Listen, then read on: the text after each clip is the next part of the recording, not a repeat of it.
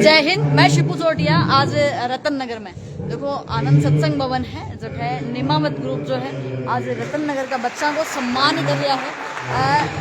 सगड़ा लोग पूछ रहा है अब मिला सर ने बताया कि हम धर्म और संस्कारों के शहर में हैं, शिक्षा के शहर में हैं।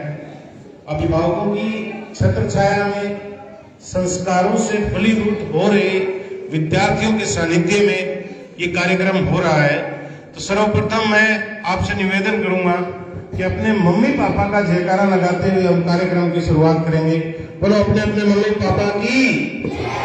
यार इतनी कमजोर जय थोड़ी होती है माँ बाप की। बोलो अपने मम्मी पापा की। बोलो मम्मी पापा की। बालाजी महाराज की। बांके बिहारी की। Thank you. शिक्षा चौपाल का एक पावन मकसद है कि छोटे कस्बों में मध्यम वर्गीय परिवारों के बच्चों को समय रहते ये एहसास कराया जाए कि आपके घर की रसोई में केवल खाना नहीं पकता है, आपके घर की रसोई में आपकी मम्मी के सीने में कुछ ख्वाब पकते हैं। उन ख्वाबों से आपको रूबरू करवाने की कोशिश का नाम शिक्षा चौपाल है। खेत में काम कर रहे पिता के पसीने की बूंद में जो त्याग का भाव है, ऑफिस में बैठकर महीने की नौकरी का इंतजार करते पिता के मन में अपनी ख्वाहिशों को त्याग करके आपके लिए कुछ जुटाने की कसमकस के प्रति आपका समर्पण कैसे आए उस भाव को जगाने की कोशिश का नाम शिक्षा चौपाल है। मैं तमाम बच्चों को ये कहते हुए मेरी बात शुरू करना चाहता हूं कि मेरे आधे घंटे के स्पीच से आपकी जिंदगी नहीं बदलनी है। मैं ऐसा दावा नहीं करना चाहता कि 20 मिनट में आपका सब कुछ बदल जाएगा, लेकिन एक बात मैं गारंटी से कहना चाहता हूं कि आने वाले 20 मिनट में यदि आपने मन से अपनी उपस्थिति यहां दी तो निश्चित तौर पर घर जाकर आज आप अपने मम्मी पापा के लिए नए कमिटमेंट लिखेंगे। ये मैं गारंटी से कह सकता हूं। मैं सब बच्चों को बदलने नहीं आया हूं। कुछ बच्चों की आंखों का भाव मैं जो समझ पा रहा हूं, 5, 10, 20 को जितना मैं जज कर पा रहा हूं, मैं गारंटी से कह सकता हूं कुछ बच्चे यहां से इतने नायाब निकलेंगे, इतने अच्छे रिजल्ट वाले निकलेंगे कि आने वाले समय में रतन नगर का शिक्षा के क्षेत्र में पूरे देश में नाम होगा। मैं उन तमाम बच्चों को जिन्हें इस बात की झिझक होती है कि आज मैं यदि जल्दी सो गया या सुबह में जल्दी नहीं उठा तो मेरी मम्मी पीछे रह जाएगी, उन तमाम बच्चों को जो इस बात की फिक्र करते हैं कि रिजल्ट वाले दिन यदि मेरा रिजल्ट ठीक नहीं हुआ और गांव के चौपाल पर लोगों के बीच मेरे पिता बैठे होंगे, मेरे दादा बैठे होंगे और यदि रिजल्ट ठीक नहीं हुआ तो मेरे पिता की गर्दन झुकी हुई होगी।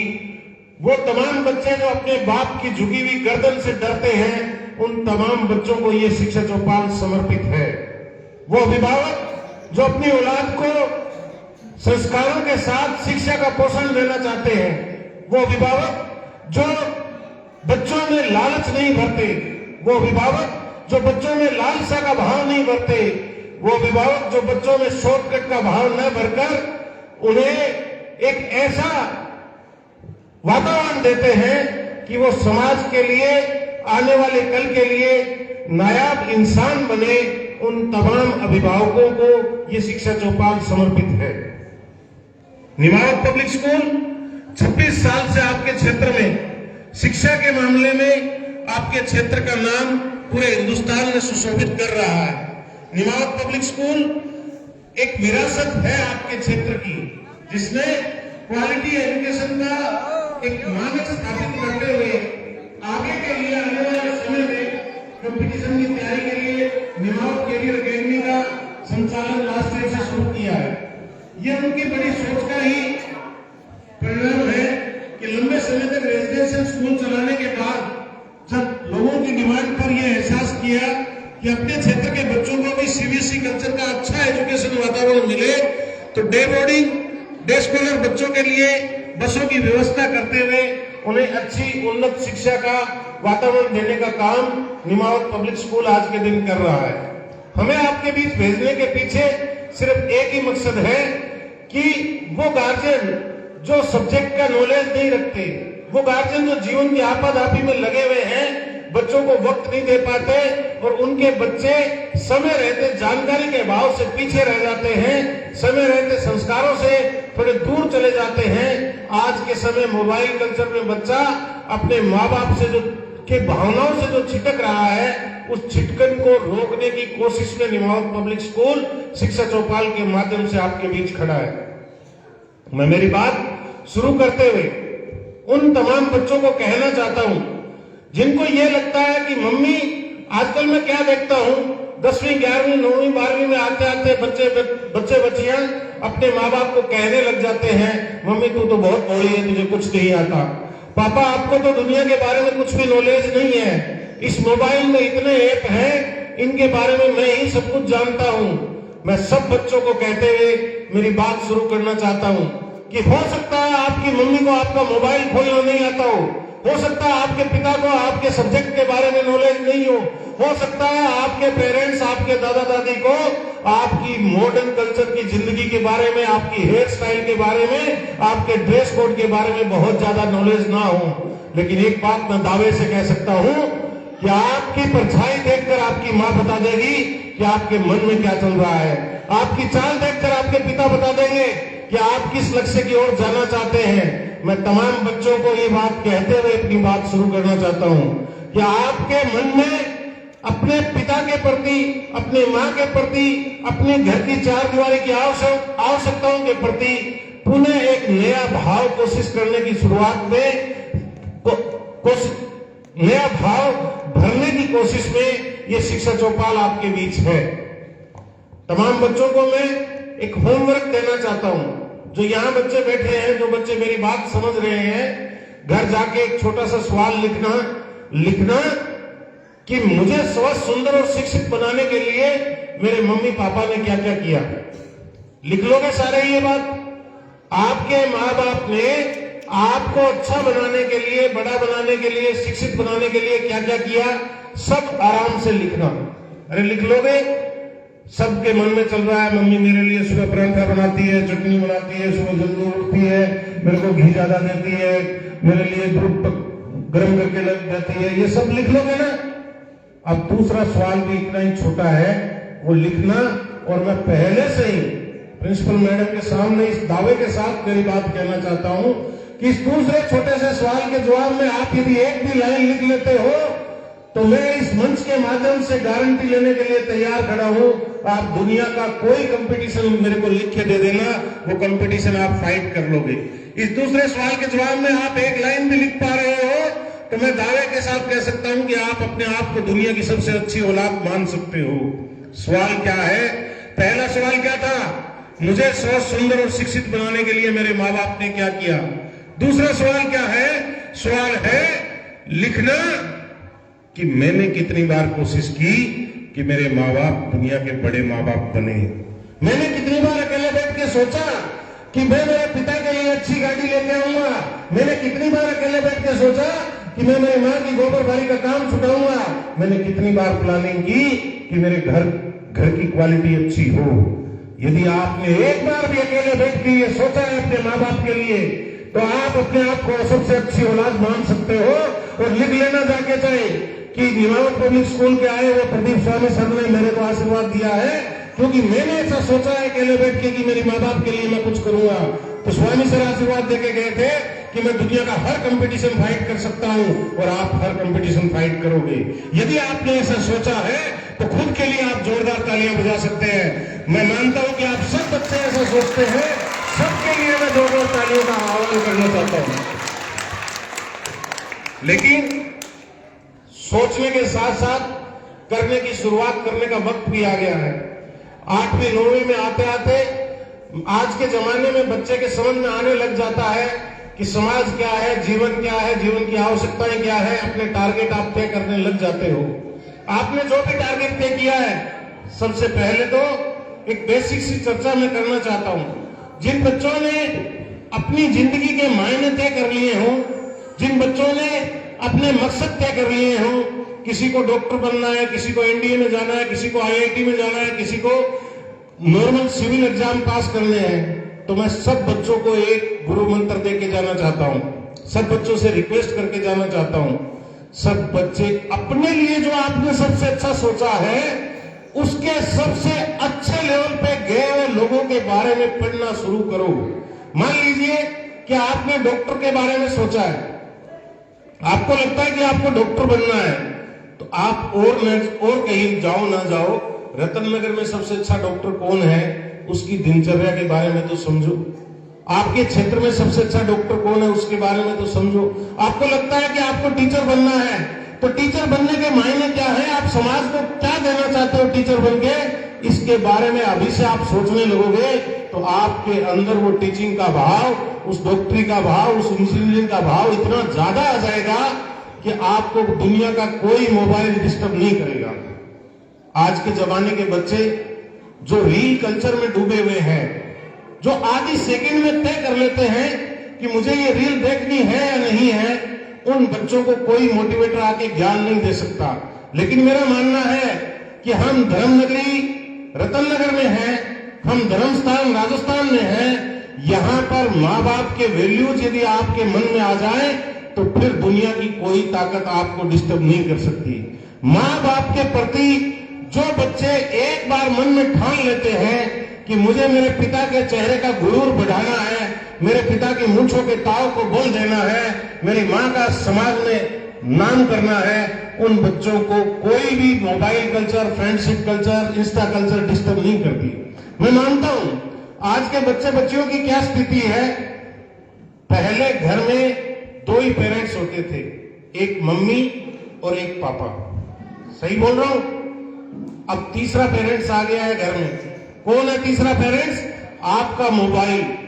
पहले मम्मी डांटती थी तो पापा के पास जाते थे, पापा डांटते थे तो मम्मी के पास जाते थे। आज के दिन कोई सा भी डांटे सामने वाले के पास नहीं जाते, क्योंकि वहां से भी घुड़की पड़ सकती है। जाते किसके पास है? मोबाइल लेके अलग कमरे में चले जाते हैं। और पहले मम्मी पापा से जो स्नेह मिलता था उससे कई गुना ज्यादा आपको स्नेह मोबाइल में फील होने लग गया, क्योंकि वो आपको कभी डांटता तो है ही नहीं। आपके मन में जो चीज आती है वो दिखाता है, वो जो आप उसमें ढूंढना चाहते हो वो आपको देता है, सर्व करता है। तो उस मोबाइल के प्रति मैं आपको इतना ही कहना चाहूंगा कि बेटा मोबाइल का विरोधी नहीं हूं, मोबाइल की टेक्नोलॉजी का विरोधी नहीं हूं।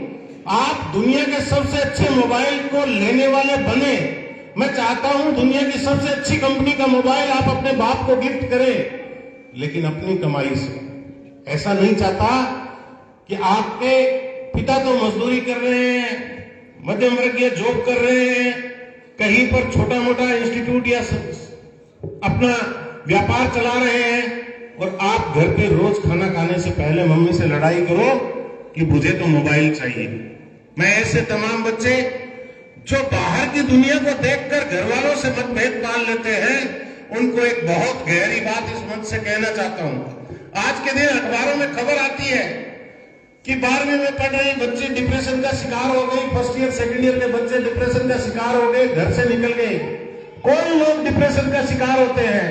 प्रिंसिपल मैम, वो तमाम बच्चियां जो अपनी मां से ज्यादा विश्वास बाहर की दुनिया में रखती है, वो डिप्रेशन का शिकार होती है, क्योंकि बाहर के लोग उसे ठगते हैं। वो तमाम बेटे जो पिता के साथ, बड़े भाई के साथ, चाचा के साथ बात करना तो अपने हिसाब से उन्हें बुरा लगता है, और बाहर की दुनिया में मोबाइल में उनको विश्वास लगता है, वो डिप्रेशन का शिकार होते हैं। मेरा ये मानना है जो बेटे अपने पिता के दोस्त बन जाते हैं, जो बेटियां अपनी मां की सहेली बन जाती है, दुनिया की कोई ताकत उनको ठग नहीं सकती। दुनिया की कोई मोबाइल कल्चर, कोई इंस्टा कल्चर, कोई फ्रेंडशिप कल्चर उनके साथ बेईमानी नहीं कर सकती। क्योंकि मैं जिस क्षेत्र से बिलोंग करता हूं, जिस राजस्थान से मैं बिलोंग करता हूं, हमारी मम्मियां कौन है? हमारी मम्मियां वो लेडीज हैं जो जब आपकी उम्र में थी तो कॉकरोच से डरती थी, और आज आपके पास काला नाग भी आ जाए तो वो पहले उसको सलटाती है, फिर खाना खाती है। आप किन की औलादे हो? आप उन अभिभावकों की औलादे हो जिनको यदि आपके किसी दुख का पता लग जाए, मैं आपको जो मोबाइल में बाहर की दुनिया में विश्वास ढूंढते हैं उनको बताना चाहता हूं, आपके पिता कौन है, आपकी मम्मी कौन है। बाहर के दोस्तों के आगे चर्चा करके देखना कभी कि मेरे घर में ये समस्या है, मेरे को ये समस्या है। वो हो सकता है आपकी बात पे गौर ही ना करे, अनसुना कर दे या झूठी तसल्ली दे दे कि हाँ हम तेरे लिए ये करेंगे। 100 लोगों से आप अपना दुख रोगे तो 1 या 2 लोग आपके कंधे पे हाथ रख के आपको संभालने के लिए प्रयास करेंगे, झूठे सच्चे वो भी। लेकिन मैं आपको एक ऐसा मंत्र दे रहा हूं, किसी के आगे दुख गाने की जरूरत नहीं है। जो मन में है अपने माँ बाप से डिस्कस करना शुरू कर दो। दुनिया में कुछ भी हो, तब जब तक आपकी समस्या दूर नहीं होगी आपके माँ बाप चैन की नींद नहीं सोएंगे। और जब कोई आदमी अपने औलाद के लिए चैन नींद छोड़ देता है तो समस्या लंबी रहती नहीं है। मैं वो तमाम बच्चे जिन्हें मोबाइल के चलते ऐसी आदत पड़ गई है कि मम्मी सामने है तो हम YouTube पे लेक्चर देख रहे हैं, इंस्टीट्यूट का ऐप खोल के लेक्चर देख रहे हैं। जैसे ही मम्मी रसोई में गई हमने इंस्टाग्राम खोल लिया, जैसे ही पापा सामने आए हमने मोबाइल के अच्छी चीजें निकाल ली, और जैसे ही पापा दूसरे कमरे में गए, बाहर गए या हम अकेले हुए तो हमने फेसबुक इंस्टाग्राम की स्टोरियां चेक करनी शुरू कर दी। वो बच्चे जिन्हें ये लगता है कि अब मम्मी पापा को कुछ पता नहीं लगना, घर से स्कूल में आके ये गलती करने लग जाते हैं कि मम्मी पापा को क्या पता लगना, आप किसी को दोस्त बनाओ। गांव से, छोटे कस्बों से बड़े शहरों के हॉस्टल में जाके मौज मस्ती करने लग जाते हैं कि अब मम्मी पापा को बताने वाला कोई नहीं है, मैं कुछ भी करूं, मोबाइल पे किसी को भी दोस्त बनाऊं क्योंकि मम्मी को तो मोबाइल चेक करना आता नहीं है। ऐसे तमाम बच्चों को एक कसम देने आया हूं, भूल जाना पूरी शिक्षा चौपाल, इस कसम को याद रखना। जिन बच्चों को पर्दे की ओट पाकर भूल करने की लत लग गई है उन्हें कसम देके जा रहा हूं कि पर्दे की ओट में ऐसा कोई काम मत करना जो पर्दे की ओट के बाहर आकर आपके पेरेंट्स की नजर झुका दे, उनकी आंखों में पानी ला दे, उन्हें रोने पे मजबूर कर दे। मौके मिलेंगे आपको, बहुत बार आपको मौके मिलेंगे, अकेलेपन की आड़ में आपको भूल करने के मौके मिलेंगे। जीना जिंदगी अपनी मर्जी से जीना, लेकिन ऐसी गलती कभी मत करना कि पीठ तक कर या पर्दे की ओट पाकर आप ऐसी भूल कर दो जो समाज में आपको, आपके माँ बाप को समाज में रहने लायक ना छोड़े। मैं आप तमाम बच्चों को एक छोटी सी सांकेतिक कहानी में शिक्षा चौपाल के हर मंच पे कहता होता हूं। वो कहानी कहते हुए मैं प्रिंसिपल मैम को इनवाइट करना चाहूंगा कि वो अपनी बात रखें, बच्चों को गाइड करने के लिए, मोटिवेट करने के लिए, आज के समय में जो सबसे ज्यादा जरूरी चीजें हैं उन पर डिस्कस करने के लिए।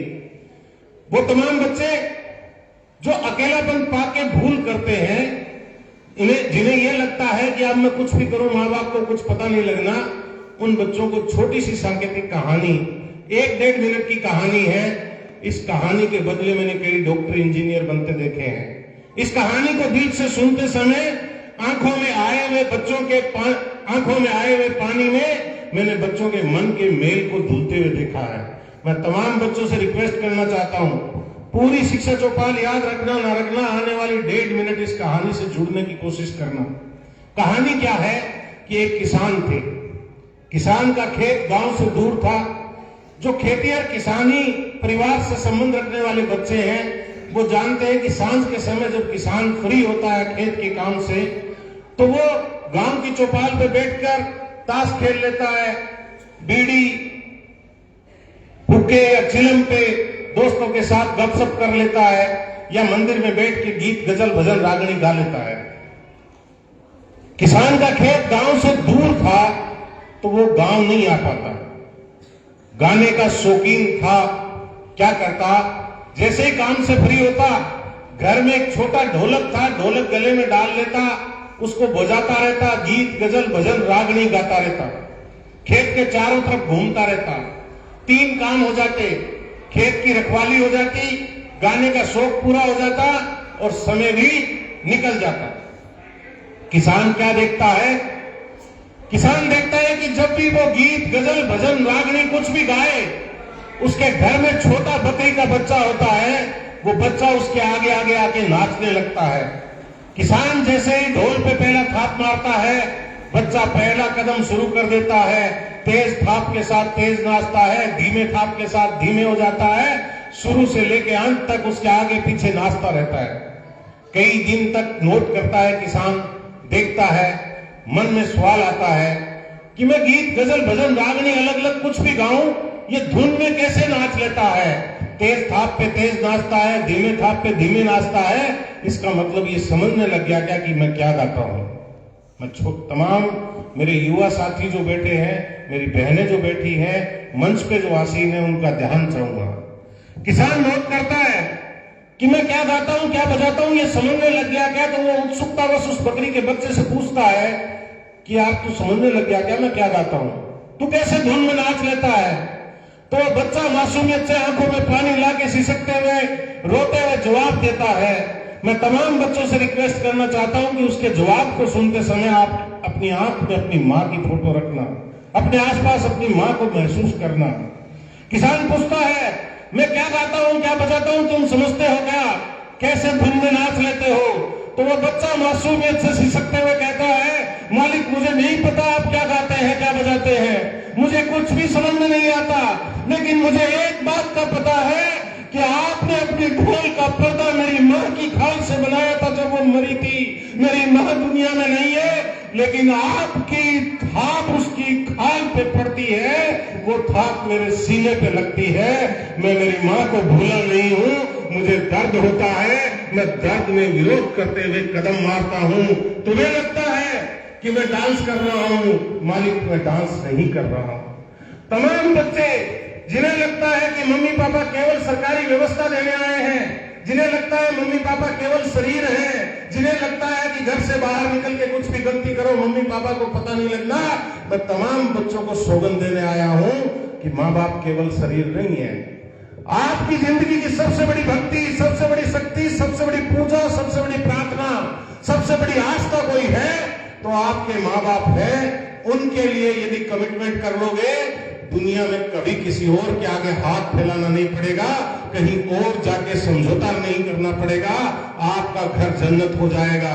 जो आप छेछरबाजियां करते हो, जो बाहर की दुनिया में अपनापन ढूंढते हो, हेयर स्टाइल चेंज करते हो, गोडे पे फटी हुई जींस पहन के घूमते हो, लड़कियों को झूठ बोलने में आनंद आने लग जाता है 10वीं 12वीं फर्स्ट ईयर तक आते आते, उन तमाम मेरे छोटे बहन भाइयों से कहना चाहता हूं, जिंदगी आपकी है, जीने आप आए हो, इसके मायने आपको स्थापित करना है।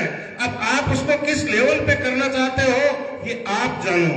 आप अपने मोहल्ले की स्टडी करना अभी जाके, किसी को बताने की जरूरत नहीं है। यहां बैठे बैठे सोच लीजिए, आपके मोहल्ले में सबसे ज्यादा इज्जत वाला कौन है? नाम बताने की जरूरत नहीं है, बैठे बैठे सोचिएगा। पैसे वाला नहीं, इज्जत वाला। कुछ पैसे वाले मैंने ऐसे देखे हैं, पैसे खूब कमा लिए लेकिन घर के आंगन में आने लायक नहीं होते। वो बच्चे, मैं तमाम बच्चों से रिक्वेस्ट कर रहा हूं कि आप अपने आसपास के मोहल्ले में ढूंढिए, सोचिए कि किसकी इज्जत ज्यादा है। आप कहां से आए हैं, किस समाज से आए हैं, किस मोहल्ले से आए हैं, मुझे नहीं पता। मैं गारंटी के साथ एक बात कह रहा हूं, जो भी नाम आपके दिमाग में आ रहा है उसके घर में बुजुर्गों का ठरका चलता है, उसके घर में अपने माँ बाप की देवी देवताओं की तरह पूजा होती है, तब जाके उसकी इज्जत बाजार में बनी है। आपको कैसी इज्जत बनानी है, आपको अपने माँ बाप का रुतबा कैसे करना है। देखिए, ये 4 जो किताबें हैं ना, physics, chemistry, botany, zoology, math या एसएसटी साइंस और मैथ, ये किताबें आपको नहीं हराती हैं। एक किताब के पन्ने यदि आप गिनोगे तो कोई सी भी किताब के 300 से ज्यादा पन्ने नहीं है। 365 दिन में 300 पन्ने आपको हरा दे, ये नहीं हो सकता। लेकिन आपके कमिटमेंट वैल्यूज आपको हराते हैं। आपके अंदर की आत्मा जब तक जागृत रहती है कि मुझे कुछ करना है, तो किताबें बहुत आसानी से हो जाती है। एक ही क्लास का बच्चा टॉप करता है और एक ही क्लास का बच्चा फेल आता है। फर्क इतना ही है कि जो टॉप करता है वो अपने टीचर की बात पे गौर करता है, अपना काम रोज करता है, अपने नोट्स रोज बनाता है, अपने किताबों को पूछता है, तब जाके वो टॉप करता है। लोफर बैक बेंचर बच्चों की क्या निशानियां हैं? सबसे पहले तो वो क्लास के अंदर एक माहौल बनाते हैं कि हमसे ही ये क्लास चलती है। 5-4 गुर्गे आसपास पाल लेते हैं, टीचर्स का विरोध करते हैं, टीचर्स की बात को नहीं मानते हैं, घर पे मम्मी पापा को तंग करते हैं, मोहल्ले में तंग करते हैं, बदमाशियां करते हैं। ऐसे तमाम बच्चों से यदि यहां कोई बैठा है तो मैं हाथ जोड़ के कहना चाहता हूं, अभी जिंदगी बहुत बाकी है। हमें गैंग नहीं बनानी है, हमें समाज के अच्छे बच्चे के तौर पे खुद को स्थापित करना है। आप सबसे मैं बहुत अच्छा करने की उम्मीद के साथ, देखिए राम जी जब रावण पर युद्ध की तैयारी कर रहे थे तो सुग्रीव जी की वानर सेना समुद्र के ऊपर एक एक पत्थर जोड़ के पुल बनाने का काम कर रही थी। राम जी देखते हैं कि राम जी समुद्र के किनारे बरगद के पेड़ के नीचे बैठे थे। राम जी देखते हैं कि एक गिलहरी सुबह बरगद से नीचे उतरती है, समुद्र के अंदर डुबकी लगाती है, मिट्टी में लोटपोट होती है, फिर समुद्र, फिर मिट्टी, फिर समुद्र, फिर मिट्टी, ये काम चलता रहता है। शाम को वो प्रभु श्री राम को नमन करते हुए वापिस जाती है तो राम जी उत्सुकतावश पूछते हैं कि आप क्या कर रहे थे? तो गिलहरी जवाब देती है कि मालिक आपने देखा नहीं, मैं समुद्र पर पुल बनाने के लिए मिट्टी की जरूरत होती है, मैं इसमें मिट्टी डाल रही थी शरीर के लगा लगा के। तो राम जी हंसते हैं कि आपके छोटे से शरीर के लगी हुई मिट्टी का इस समुद्र के सामने क्या रोल है? तो गिलहरी जो जवाब देती है वो जवाब आपके बीच जीने की कोशिश में मैं आपके बीच खड़ा हूं। गिलहरी कहती है कि मालिक मुझे नहीं पता आपके बड़े समुद्र के सामने मेरी मिट्टी का क्या रोल है, मेरे शरीर के लगी हुई मिट्टी का क्या रोल है, लेकिन मैंने कोशिश आपके साथ की है। छोटी कोशिश है, बड़ी कोशिश है, ये आप तय करें।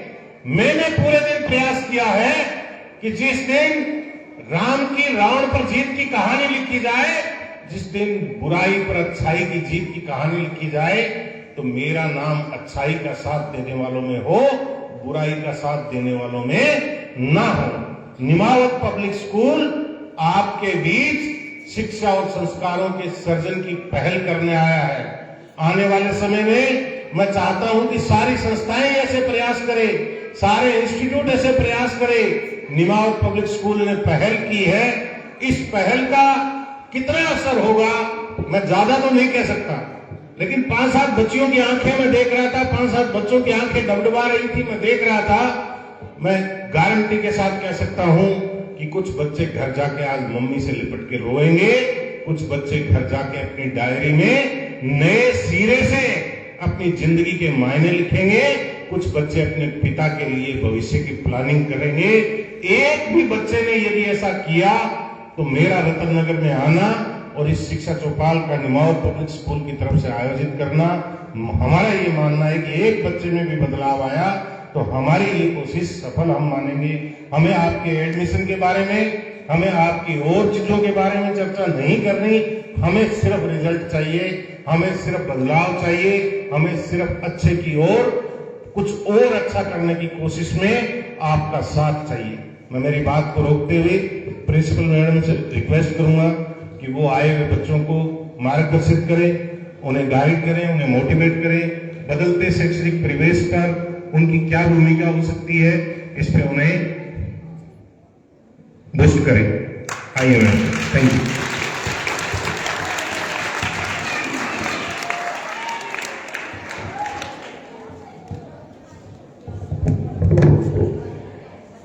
Thank you sir. मैं रजनी सहल, प्रिंसिपल ऑफ जीपीवीएम, आज के शिक्षा चौपाल में निमावत ग्रुप का धन्यवाद देना चाहूंगी कि उन्होंने बच्चों को मोटिवेट करने के लिए आज एक ये कार्यक्रम का आयोजन किया है। निमावत ग्रुप की तरफ से अगर इस कार्यक्रम में पहल हुई है तो मैं ये चाहूंगी कि बाकी जो और संस्थाएं हैं वो भी इस कार्यक्रम में जुड़े और बच्चों को अच्छी शिक्षा प्रदान करें। आज का जो टेक्निकल जो युग है, जो टेक्नोलॉजी चल रही है, उसमें सबसे बड़ा जो बच्चों के भविष्य में बाधा डालने वाली चीज है वो है मोबाइल। ये एक ऐसी चीज है जिससे बच्चे जो है शिक्षा कम ग्रहण करते हैं और बेफिजूल की बातें ज्यादा सीखते हैं। तो मेरा अभिभावकों से यह निवेदन है कि जितना कम हो सके उतना कम बच्चों को मोबाइल दें। देखिए, गुरु और शिक्षक दोनों एक दूसरे के पर्यायवाची शब्द हैं, लेकिन शिक्षक वो होता है जो हमें स्कूल कॉलेज में किताबी ज्ञान देता है और गुरु वो होता है जिनसे हमें आध्यात्मिक ज्ञान मिलता है। शिक्षा एक ऐसा धन है जिसे ना तो कोई चोरी कर सकता है, ना उसका कोई बंटवारा कर सकता है, ना उसे कोई छीन सकता है। जितना हम इसका उपभोग करेंगे उतनी ये ज्यादा बढ़ेगी। अगर हमारे पास 100 रुपए हैं, फॉर एग्जाम्पल मैं आपको बताऊं, अगर हम उसमें से 2, 5, 10, 20 जितने भी रुपए खर्च करते हैं वो 100 रुपए हमारे घट के कम हो जाते हैं। लेकिन शिक्षा एक ऐसा धन है जिसको आप जितना खर्च करोगे उतना बढ़ेगा। तो मेरी आप सब लोगों से ये रिक्वेस्ट है कि जिस भी लेवल तक आपने शिक्षा ग्रहण की है, चाहे वो अभिभावक हो, चाहे वो कोई स्टूडेंट है जिनके अपने छोटे बहन भाई हैं, उनको इस तरीके की शिक्षा देते रहें। एक चीज और मैं आपसे ये कहना चाहूंगी कि जो भी अभिभावक हैं वो अपने बच्चों को एक चीज का नियम बनाने के लिए प्रेरित करें कि जब भी वो घर से बाहर निकलते हैं तो सबसे पहले अपने घर में जो भी बुजुर्ग हैं, जो भी बड़े हैं, उनके पैर छू करके उनको नमस्ते करते हुए बाहर जाएं, जिससे बच्चे के अंदर एक संस्कार पैदा होगा। तो मेरा ये मानना है कि शिक्षा के साथ साथ बच्चे के अंदर संस्कार भी होने चाहिए। एक चीज और शिक्षक से ही जुड़ी हुई है कि शिक्षक एक ऐसा व्यवसाय है, या यूं कहिए कि एक ऐसा व्यक्ति है जो कभी भी ये नहीं चाहेगा कि उसका शिष्य जो है वो गलत राह पे जाए। एक डॉक्टर ये चाहेगा कि कोई बीमार हो तो मेरे पास आए तो उसका काम चले। एक पुलिस वाला ये चाहेगा कि कोई अपराध करे तो मैं उसको पकड़ूं तो मेरा नाम हो, मेरा प्रमोशन हो। एक वकील ये चाहेगा कि कोई लड़ाई झगड़े करे तो मेरे पास केस आए। बहुत से ऐसे फील्ड हैं जिसमें हर एक व्यवसाय वाला ये चाहेगा कि कोई गलत राह पे जाए, लेकिन एक शिक्षक ही ऐसा है जो कभी नहीं चाहेगा कि उसका शिष्य गलत राह पे जाए। तो शिक्षक का सम्मान करें, शिक्षक की बातों को फॉलो करें, और शिक्षक अगर आपको किसी भी बात की गाइडलाइन दे रहा है तो उसका अनुसरण करते हुए आप अपना भविष्य सुंदर बनाएं। मेरा ये मानना है कि ऐसा कोई विद्यार्थी नहीं है जो अबव 70% ना ला सके।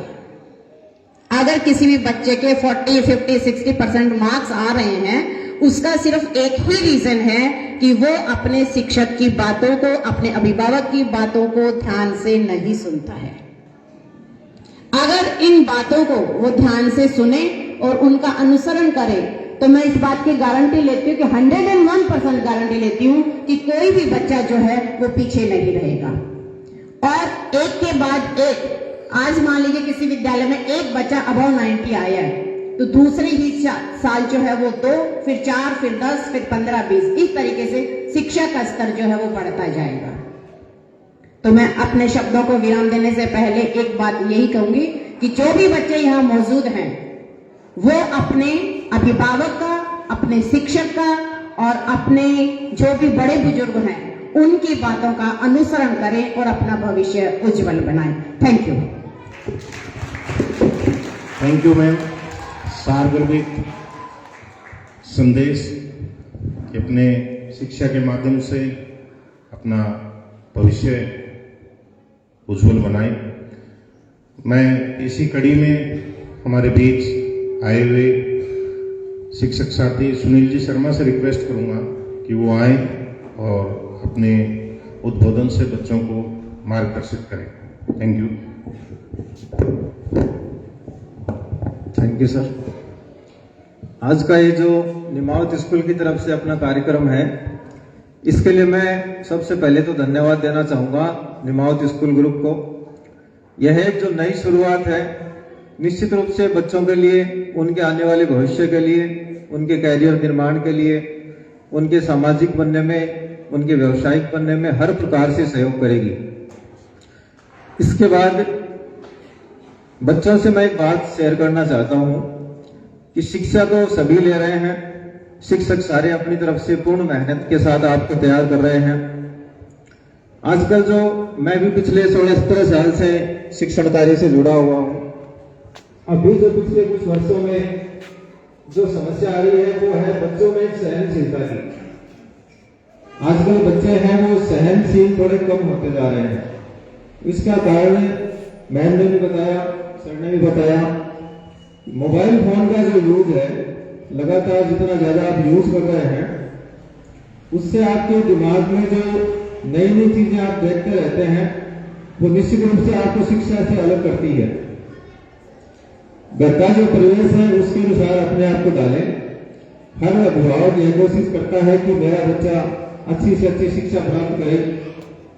बच्चों को भी ये सीखना है कि जैसा कि सर ने बताया कि माता पिता कम पढ़े लिखे हैं, मैं जितना पढ़ा हुआ हूँ उतना शायद वो नहीं है, लेकिन माता पिता का अनुभव हमेशा आपसे 20-25 साल ज्यादा ही रहेगा। जिस उम्र से आप निकल रहे हैं उस उम्र को वो जी चुके हैं, अनुभव कर चुके हैं। उनमें हमेशा अपना विश्वास बनाए रखें। वो जिस प्रकार से आपके लिए जो कुछ भी करना चाहते हैं उसमें उनका सहयोग करें और शिक्षकों के अंदर अपना विश्वास बनाए रखें। शिक्षक है वो हमेशा आपके लिए कुछ अच्छा ही करने के लिए आते हैं, स्कूल में अच्छा पढ़ाने के लिए आते हैं। अनुशासन में रहें। शिक्षण कार्य के दौरान विद्यालय के अंदर, विद्यालय के बाहर भी देखने को मिलता है कि बच्चे स्कूल से निकलने के बाद आपस में लड़ते झगड़ते, मुंह से अपशब्द बोलते हुए निकलते हैं। तो यह मैं व्यक्तिगत रूप से सभी छात्र छात्राओं को यह सलाह देता हूँ, यह मशवरा देता हूँ कि बाहर भी आपकी इमेज है। अभी आपकी कोई खुद की पहचान नहीं है, अभी आपकी पहचान आपके माता पिता से है। तो बाहर जो भी आपको व्यक्ति देखें तो ये ना कहें कि वह उनका लड़का बिगड़ा हुआ है, वह ऐसे बातें करता है, वह ऐसे अपशब्द बोलता है। आपकी पहचान आपके माता पिता से है, उस पहचान को आप अच्छा बनाएं। जीवन में आगे बढ़ने के लिए हमेशा तैयार रहें, कुछ न कुछ अच्छा करने के लिए करें और अपने शिक्षकों का हमेशा सहयोग लेते रहें, उनमें विश्वास बनाए रखें। इन्हीं शब्दों के साथ मैं एक बार फिर निमावत स्कूल का धन्यवाद करता हूँ इस सुंदर कार्यक्रम के लिए। पूरे रतननगर की तरफ से मैं उनका हार्दिक अभिनंदन और आभार व्यक्त करता हूँ। धन्यवाद। Thank you sir. आप सभी को ये मैं कहना चाहता हूँ कि कार्यक्रम के बाद लगभग आधे घंटे हम यहीं इसी पैनल में रहेंगे। किसी को अपने सब्जेक्ट पे चर्चा करनी हो, आगे अपने कैरियर को लेकर चर्चा करनी हो, निमावत के बारे में चर्चा करनी हो, या किसी भी स्ट्रीम पर एजुकेशन के मामले में आपको कोई डिस्कशन करना हो, तो हम यहाँ अवेलेबल रहेंगे। अब मैं इसी कड़ी में श्याम जी सर से निवेदन करूंगा कि वो आए और आपका मार्गदर्शन करें। Thank you. Nimavat school group जो एजुकेशन ग्रुप है उसको सबसे पहले मैं धन्यवाद दे रहा हूँ कि ऐसा प्रोग्राम किया है। इससे पहले भी हमने रजनी मैडम ने और हमारे साथीगण पूजा मैडम है, प्रियंका मैडम है, मधु मैडम है, अजय जी है, शीर्चन जी है, ऐसे कार्यक्रम में गए हैं। जयपुर में भी गए थे, बिशाऊ में हुआ था राजस्थान स्कूल की तरफ से, उसमें भी गए थे। लेकिन काफी अच्छा हमें ये लगा कि हमारे गांव में ये प्रोग्राम हो रहा है। अलग अलग गांवों में ऐसा प्रोग्राम हुआ है काफी, लेकिन सबसे पहले मैं निमावत स्कूल का ये जो गांव के अंदर ऐसा प्रोग्राम करवाने के लिए सब बहुत बहुत धन्यवाद, आभार व्यक्त करता हूँ। और बच्चों के लिए सबसे पहले मैं अभिभावक के लिए ये कहना चाहूंगा कि जिस भी संस्था से आपके बच्चे पढ़ रहे हैं उन संस्थाओं से आप भी जुड़े। ऐसा ही नहीं कि सिर्फ आपने उसमें एडमिशन करवा दिया और आपका रिजल्ट होता है उस समय चले जाते हो, आप फीस भरवाते हो उस समय चले जाते हो। लेकिन स्कूल के संस्थान के अंदर जितनी भी पीटीएम होती है, उस पीटीएम में आपका जो प्रतिशत है वो काफी वहां पर आने का सबसे कम रहता है। सिर्फ आपका ये रहता है कि हमने एडमिशन करवा दिया है, सारी जिम्मेदारी वो शिक्षक की है। एक शिक्षक की जिम्मेदारी इतनी नहीं है, शिक्षक की जिम्मेदारी सिर्फ स्कूल में आना, स्कूल तक का समय है वो शिक्षक का रहता है। लेकिन आप जब भी पीटीएम में नहीं जाते हो तो वो आपके बच्चे का लॉस है। वो आपके बच्चे का इसलिए लॉस है कि आप आए नहीं। एक तो बच्चे हैं, वो सबसे बड़ी बच्चे की ये शरारत रहती है कि आपने बच्चे को मोबाइल दे दिया, बच्चे ने जो ग्रुप स्कूल का बना रखा है उसमें अपने नंबर है वो जुड़वा दिए, आप तक सूचना नहीं देते बच्चे। तो इससे सबसे पहले आप अवेयर रहें, आप भी उस ग्रुप तक जुड़े और आप भी स्कूल में आते रहें और स्कूल से हर एक चीज के लिए जुड़े हुए रहें, पीटीएम में आते रहें और शिक्षकों से हर एक शिक्षक जो बच्चों को पढ़ा रहे हैं उनसे सबसे वार्तालाप करें और उन्हीं से आप जुड़े। जुड़ना ही आपका सबसे पहला है, ताकि और आप ये मत सोचो कि हम अनपढ़ है। काफी गार्जियन आते हैं स्कूल के अंदर, वो कहते हैं हम तो अनपढ़ हैं, हम क्या जाने। अरे आप बच्चे जो आपके पढ़ रहे हैं उनसे काफी आप शिक्षित हो, क्योंकि आपका सबसे बड़े संस्कार आप में है। आप उस बच्चे में संस्कार उपलब्ध करवा सकते हो। यदि आपके बच्चों को टीचर जब कोई हाथ लगाता है, कोई मार देता है, तो उस समय आप पे गए सबसे पहले आप स्कूल में आ जाते हो उस टीचर के ऊपर। तो ये आप जितना भी आप संभव हो सके तो आप जितना उस टीचर्स के ऊपर जा रहे हो तो आप भी उस पढ़ाई के लेकर आप उस बच्चे के संस्कार को लेकर स्कूल में जाएं। मैं इतना आपको कहता हूं कि जब तक आप उस संस्था से, आप शिक्षक से नहीं जुड़ोगे तो आपका बच्चा है वो आगे नहीं बढ़ पाएगा। मेरा यही कहना है कि क्योंकि मैंने इस गांव के अंदर एक माइनस पॉइंट देखा है कि इस गांव के लोग हैं वो क्या है कि पीटीएम में नहीं आते हैं। पीटीएम जो पेरेंट्स टीचर मीटिंग होती है स्कूल में 5 टाइम की जाती है हमारे विद्यालय के अंदर, जीपीवीएम के अंदर, तो उस समय हम ये देखते हैं कि 15 से 20% रहता है, बाकी कोई आने का इच्छुक ही नहीं होता है। तो हम क्यों हैं? आपसे जुड़ने के लिए, आपके बच्चे की जो शिकायत है उसको बताने के लिए। तो आप इसका विशेष ध्यान रखें, इस पर आप गौर करें। आपके बच्चे की जो भी आप जितनी भी कमियां हैं वो हमें बताएं, हमारे द्वारा बताई जाती है, उसको दूर करने की आप घर पे प्रयास करें। धन्यवाद। मैं अपनी वाणी को विराम देता हूँ। Thank you sir. इस बात से मैं भी एग्री करता हूँ, जितने भी अभिभावक बैठे हैं वो इस बात पे थोड़ा गौर करें। मैं किसान परिवार से आया हूँ। किसानी में क्या होता है, हम रोज खेत की रखवाली करते हैं क्योंकि हमें फसल बचानी होती है। आपको अपने बच्चों की निगरानी इसलिए रखनी है कि आपको अपनी नस्ल बचानी है। फसल का मामला नस्ल से बहुत पीछे है। जब हम फसल के लिए इतना टेंशन लेते हैं तो हमें नस्ल पे भी गौर करना चाहिए। केवल फीस जमा करा के, और यदि हम ये मान लें कि हमारी नैतिक ड्यूटी पूरी हो गई है, स्कूल वाला जाने, स्कूल के टीचर जाने, तो वहां पे काम खत्म नहीं होगा। आपको इतने चक्कर स्कूल के काटने हैं कि स्कूल के टीचरों के टेंशन हो जाए कि फलाने का पापा आएगा उसको क्या जवाब दूंगा, फलाने की मम्मी आएगी उसको क्या जवाब दूंगा। मेड में मैं आपको बताता हूं, राजस्थान में ही भादरा के पास एक सिकरोड़ी गांव है, उस गांव से एक एडवोकेट है अनिल जी सियार, उनका बेटा विरल सियार मेरे यहां पढ़ के सिलेक्ट हुआ। उस आदमी की क्या खासियत थी कि जब भी वो फ्री होते वो इंस्टीट्यूट पहुंच जाते और टीचर से उल जुलूल बातें करते। आप कहां से पढ़े हुए हो जी, आपके पहले कितने बच्चे सिलेक्ट हो रखे हैं जी, आपने 11वीं 12वीं का पूरा सिलेबस करा के कितने बच्चों का सिलेक्शन करा रखा है जी, आपके खुद के 11वीं में 12वीं में कितने नंबर आए थे जी, आपके बच्चे खुद के क्या कर रहे हैं जी। तो टीचर इतना हाईली फ्रस्ट्रेट हो जाता था। फिर क्या पूछते, मेरे वाला तुम्हारी बात मानता है जी? हाँ मानता है। क्लास में आता है, टॉपिक पूरा करता है। तो फिर मास्टर जी ये बताओ मेरे बच्चे के नंबर क्यों नहीं आए? सीधा हक से पूछता था, सीधा हक से, मेरा बेटा क्लास में आ रहा है, तुम्हारे तुम्हारा इंस्टीट्यूट फॉलो कर रहा है, तो मेरे बेटे के रिजल्ट में कमी जो है वो जिम्मेदारी आपकी है। ये कहने की हिम्मत आपके अंदर कब आएगी? जब आप बच्चे की मॉनिटरिंग प्रॉपर करोगे। ऐसे नहीं कह सकता कोई गार्जियन। आपको दूसरा सीन बताऊं, वो बच्चा 12वीं के साथ दिल्ली मेडिकल कॉलेज में गया, दुनिया सबसे अच्छा मेडिकल कॉलेज एम्स है, उसके बाद IPU आता है, उसके बाद 3-4 और जो मौलाना आजाद वगैरह है, वो एक लगभग एक रेंज की कॉलेज है, वो मौलाना आजाद पे गया, एम्स में नहीं हो पाया 12th के साथ। उसकी स्टोरी जब हमने बाद में निकाली, जब हमने उनके इंटरव्यू किए, तो उन्होंने बताया कि मैं 7वीं क्लास के बाद मेरे घर में टेलीविजन नहीं है। जब से मेरा बेटा 7वीं क्लास में आया है, मेरे घर में टेलीविजन नहीं है, मेरे बच्चे के पास मोबाइल नहीं है। कोरोना काल में भी हमने उसको मोबाइल नहीं दिया। उसको मोबाइल में कोई चीज देखनी होती थी तो हम उसके सिर पे बैठते थे। जो टीचर, जो अभिभावक इतनी केयर करते हैं, उनके बच्चे हाथों से नहीं निकलते, उनके बच्चे कलेजे के दायरे में ही रहते हैं। तो आप सबसे निवेदन है, ये हक आप हमेशा अपने पास रखें।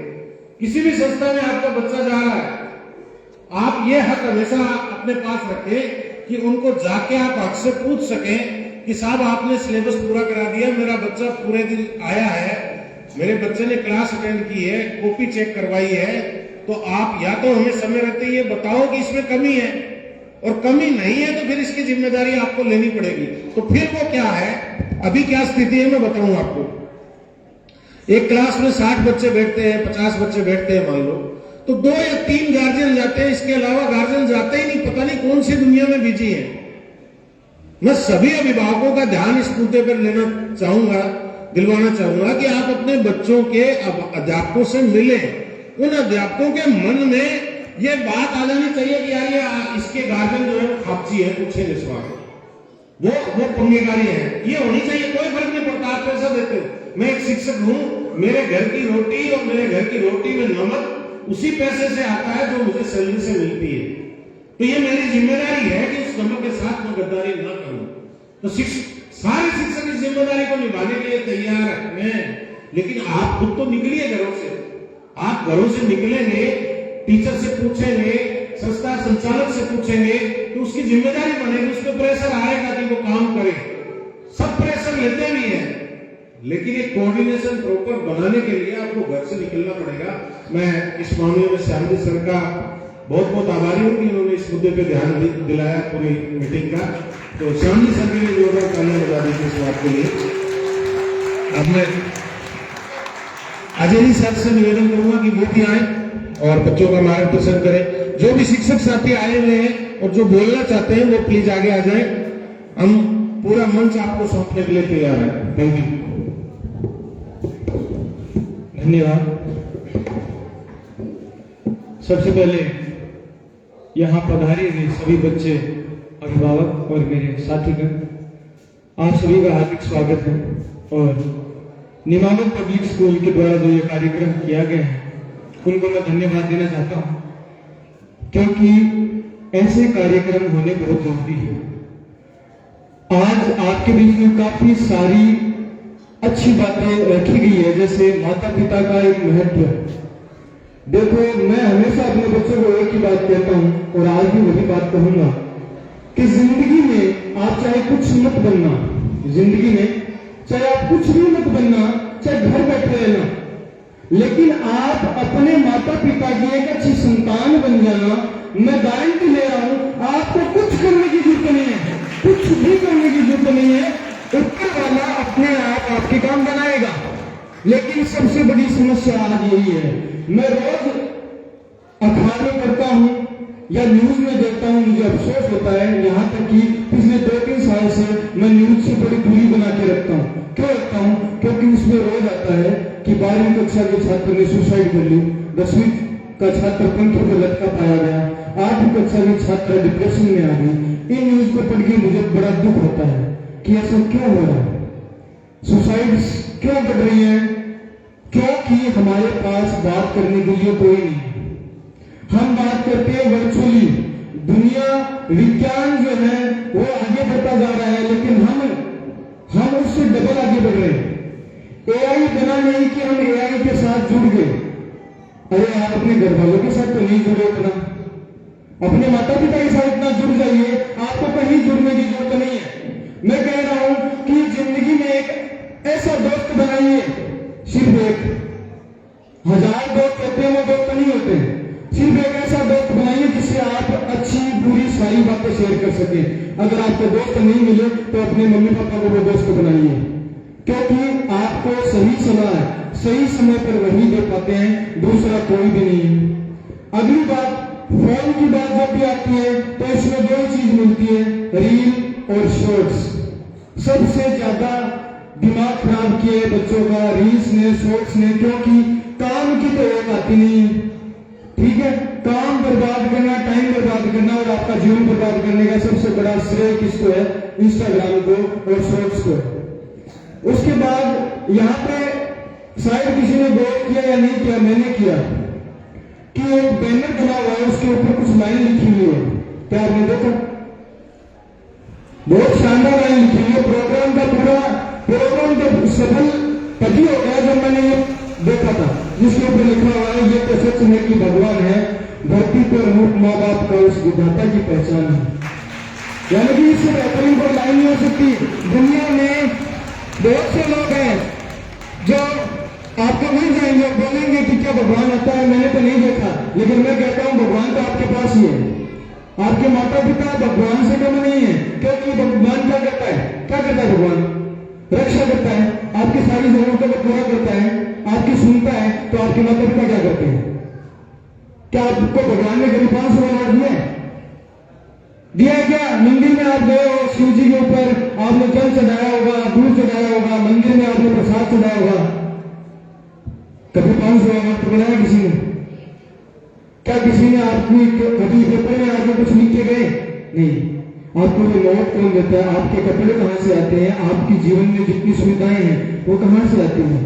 आपके जो असली भगवान है, माता पिता, उनके चरणों में रहो। अपने माता पिता को सुबह शाम बस इतना पूछ लो, शाम को जब पिताजी थके हुए आए तो सिर्फ एक बात पूछ लेना, या पानी का एक गिलास ले जाके बिना पूछे उनको देते देना। अपनी मम्मी को बस इतना कह देना कि आज झाड़ू रहने दो, आज मैं निकाल दूंगी, आज कपड़े मैं धो लूंगी अपने, इतना ही कर देना, आपका जीवन सफल है। और उनको कोई शिकायत नहीं। 1 साल की शिकायत सिर्फ 1 मिनट में पूरी हो सकती है अगर आप उनसे ये पूछ ले कि क्या सर दुख रहा है? माँ तुम्हें बुखार है तो आज मैं काम कर दूं। पिताजी आप थक गए हो, आज रहने दो, क्योंकि कमाई तो होती रहेगी लेकिन जिंदगी दोबारा नहीं आएगी, क्योंकि आपसे ये शब्द नहीं बोले जाएंगे। आपको शर्म महसूस होती है, आपको मांगते हुए शर्म तो महसूस नहीं होती कि मैं अब दिवाली आ रही है, मेरे को कपड़े चाहिए, अभी शादी आ रही है, मेरे को तो महंगे से कपड़े चाहिए, तब तो आपको शर्म नहीं आती। लेकिन उनसे दुख पूछते हुए, उनकी केयर करते हुए आपको शर्म क्यों आती है? नहीं आनी चाहिए। तो बस 2 लाइन गाना चाहूंगा मैं। ये तो सच है कि भगवान है मगर फिर भी अनजान है, धरती पे रूप माँ बाप का उस विधाता की पहचान है। जन्मदाता है जो नाम जिनसे मिला, थाम कर जिनकी उंगली है बचपन चला, कांधे पर बैठ कर जिनके देखा जहां, ज्ञान जिनसे मिला, क्या बुरा क्या भला, इतने उपकार है क्या कहें, ये बताना ना आसान है, धरती पे रूप माँ बाप का उस विधाता की पहचान है। Thank you.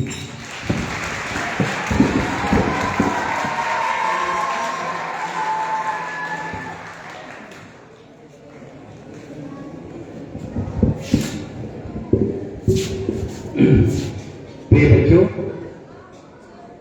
अभी आप अपने सर को सुन रहे थे, जहांगीर साहब को। मुझे अभी मैंने अपने 2-3 साथियों को सुना। आदरणीय बहन रजनी की सहल श्याम सुंदर शर्मा जी और सुनील शर्मा भाई साहब, और उसी क्रम में जागीर साहब ने कितनी बढ़िया बात कही। मैं आपको एक बहुत बड़े मार्के की बात कह रहा हूं, और तीनों ने अलग अलग बात कही, और तीनों की कितनी महत्वपूर्ण बात है। आप जितने भी संरक्षक यहाँ बैठे हैं, जितनी भी बहनें बैठी हुई हैं, आपके बेटी बेटियां होंगे, एक बात ध्यान रखना, ये कितनी ऊंची बात है। मुझे महाभारत का एक श्लोक याद आ रहा है। महाभारत, कितने बच्चों ने महाभारत का नाम सुना है?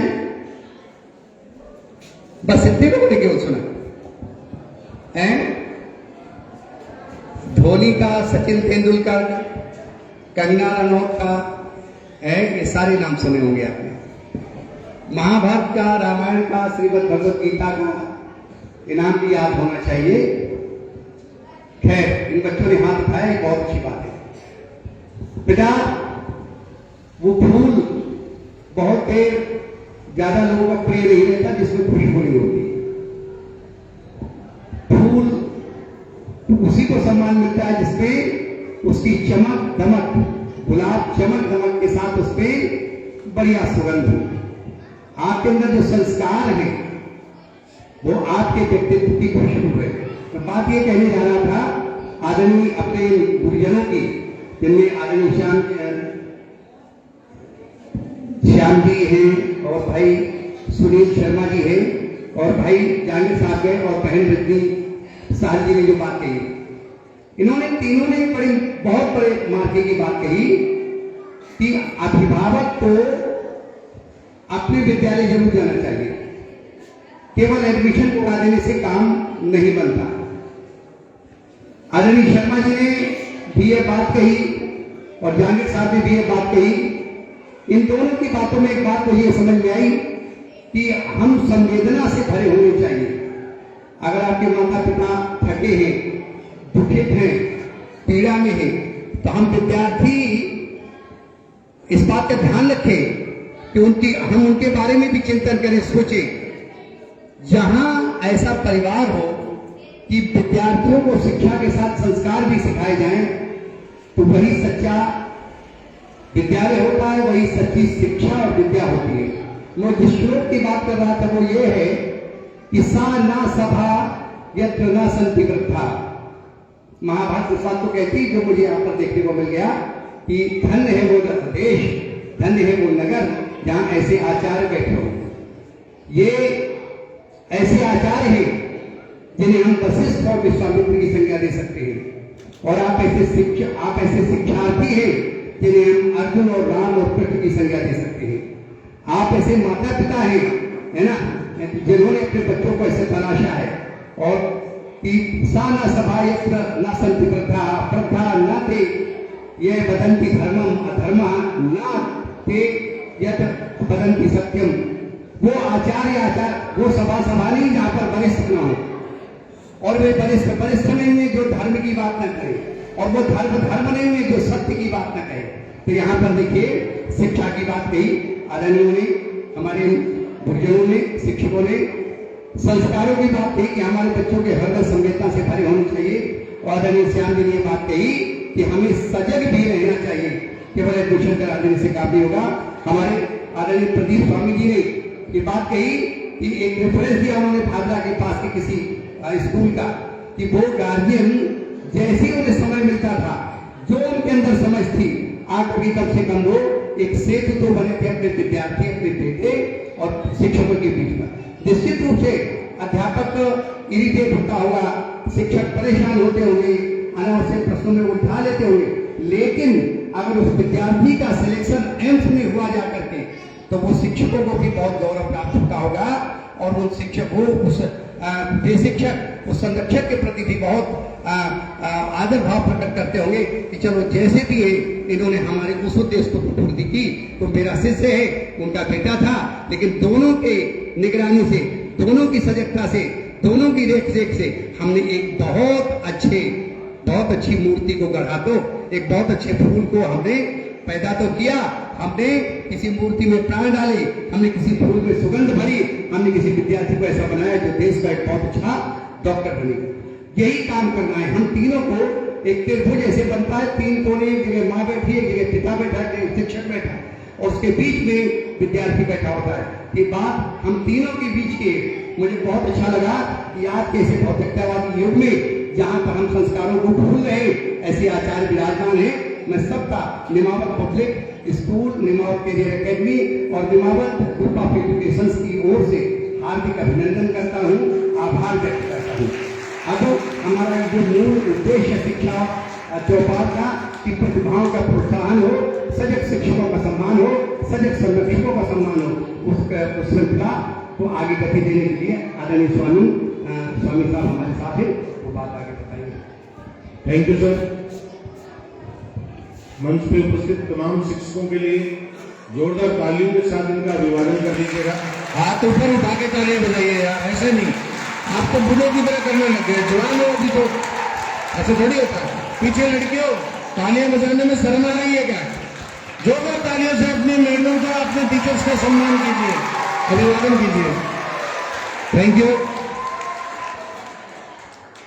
देखिए, हमने हमारी पूरी बात कोशिश की कि आपके घर परिवार की जरूरतों के हिसाब से कुछ आप डिसाइड करना शुरू करें, क्योंकि मेरा ये मानना है आज के मोबाइल कल्चर में किसी बच्चे को यदि बांधने का काम किया जाए तो कोई रूल उसको बांध नहीं सकता। उसको केवल बाउंड्री दी जा सकती है तो संस्कारों की बाउंड्री दी जा सकती है, माँ बाप के प्रति समर्पण की बाउंड्री दी जा सकती है। हम कितने कामयाब होंगे ये तो मैं नहीं जानता, लेकिन एक शुरुआत हुई, आप लोगों का आशीर्वाद मिला, इतनी माताएं बहनें आई, शिक्षक बंधु आए, आप सबका निमावत शिक्षण संस्थान की तरफ से कोटि कोटि धन्यवाद करते हुए मैं कहना चाहता हूं कि जो संस्थान ग्रामीण प्रतिभाओं को बूस्टअप करने के लिए, मोटिवेट करने के लिए, संस्कारों के सर्जन की इस तरह की पहल करती है, तो निश्चित सी बात है कि उस संस्थान की मैनेजमेंट का, उस संस्थान के निदेशक का बड़ा मन है, बड़ा विजन है, वो एक बदलाव चाहते हैं। मैं चाहता हूं जोरदार तालियों के साथ निमावत शिक्षण संस्थान का भी अभिवादन किया जाए, उनके मैनेजमेंट का अभिवादन किया जाए। आप सबका बहुत बहुत आभार। हमने एक बात और माताओं को, पिताओं को समर्पित करते हुए बच्चों से पूछना चाहता हूं कि आप जब छोटे थे तो आपकी क्लास चेंज हुई थी ना? अरे क्लासें चेंज हुई थी ना आपकी? जब आप साल दर साल पेपर देते हो तो आपकी कक्षाएं चेंज होती है, आपके मित्र भी चेंज हुए होंगे, कुछ आपके टीचर भी चेंज हुए होंगे, कईयों के स्कूल भी चेंज हुए होंगे। यस या नो? देखो, आपके क्लास चेंज हुई, टीचर चेंज हुए, स्कूल चेंज भी हुए, दोस्त चेंज हुए, कईयों ने घर भी चेंज किया, कईयों ने शहर भी चेंज किया। आप में से किसी ने सुना है क्या ये मेरे पुराने वाली मम्मी है? अरे सुना है क्या किसी ने? पापा मम्मी चेंज होते हैं क्या? आपकी जिंदगी की सबसे बड़ी सच्चाई, सात्विक सत्य आपके माँ बाप और आपका परिवार है। उसके लिए काम करने का आह्वान करते हुए मैं अब उन बच्चों को बुलाना चाहता हूं जिनका हम सम्मान करना चाहते हैं। अब वो 70% वाले बच्चों का हमने रजिस्ट्रेशन किया था, कुछ बच्चों के ऑन द स्पॉट रजिस्ट्रेशन का कमिटमेंट हमने किया था, शायद कुछ बच्चों के नाम नहीं लिखे गए हैं। मैं सभी से रिक्वेस्ट करता हूं कि जिनके नाम नहीं लिखे गए हैं वो मेडल लेने के बाद हमारी टीम के साथ ही यहाँ जब होंगे, हम यहाँ होंगे, तो प्लीज एक एक करके नाम नोट करवा दें ताकि हमारे रिकॉर्ड में रहे कि इन बच्चों के साथ हमने कभी गुफ्तगू की थी, वार्ता की थी, संवाद किया था। आप सभी का कोटि कोटि धन्यवाद, आप सभी की उपस्थिति को नमन, आप सभी संस्कारों के सर्जन के प्रोग्राम में आए, इसके लिए आपका आभार। आप